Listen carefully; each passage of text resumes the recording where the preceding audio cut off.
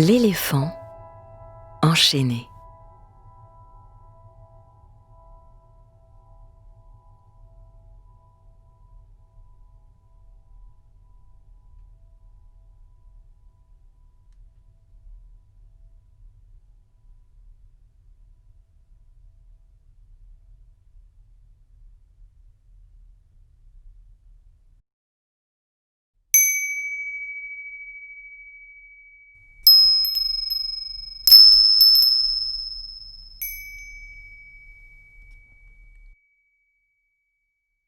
Quand j'étais petite, j'adorais le cirque.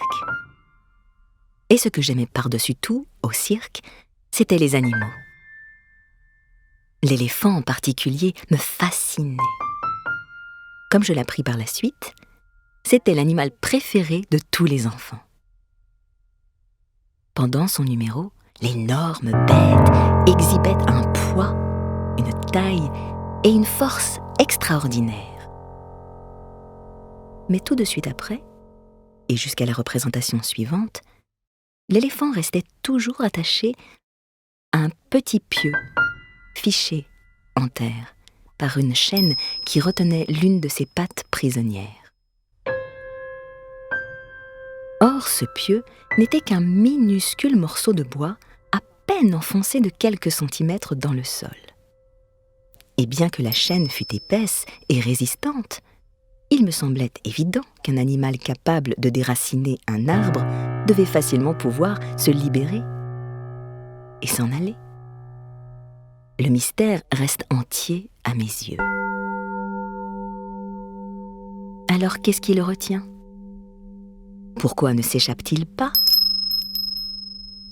À 5 ou 6 ans, j'avais encore une confiance absolue dans la science des adultes. J'interrogeai donc une maîtresse, mon papa, ma grand-mère, sur le mystère du pachyderme. L'un d'eux m'expliqua que l'éléphant ne s'échappait pas parce qu'il était dressé. Je posai alors la question qui tombe sous le sens. S'il est dressé, pourquoi l'enchaîne-t-on ? Je ne me rappelle pas qu'on m'ait fait une réponse cohérente. Le temps passant, j'oubliais le mystère de l'éléphant et de son pieu, ne m'en souvenant que lorsque je rencontrais d'autres personnes qui, un jour, elles aussi, s'étaient posé la même question. Il y a quelques années, j'eus la chance de tomber sur quelqu'un d'assez savant pour connaître la réponse.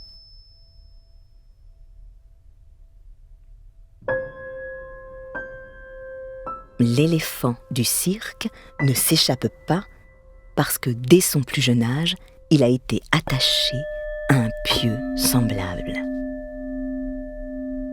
Je fermai les yeux et j'imaginais l'éléphant nouveau-né, sans défense, attaché à ce piquet. Je suis sûre qu'à ce moment, l'éléphanteau a poussé, tiré et transpiré pour essayer de se libérer, mais que le piquet étant trop solide pour lui, il n'y est pas arrivé, malgré tous ses efforts. Je l'imaginais qui s'endormait, épuisé. Et le lendemain, essayait à nouveau, et le surlendemain, et les jours suivants, jusqu'à ce qu'un jour, un jour terrible pour son histoire, l'animal finisse par accepter son impuissance et se résigner à son sort. Cet énorme et puissant pachyderme que nous voyons au cirque ne s'échappe pas, le pauvre, parce qu'il croit en être incapable. Il garde le souvenir gravé de l'impuissance qui fut la sienne peu après sa naissance. Et le pire, c'est que jamais il n'a sérieusement remis en question ce souvenir. Jamais, jamais il n'a tenté d'éprouver à nouveau sa force. Alors qu'attendons-nous ? Brisons nos chaînes.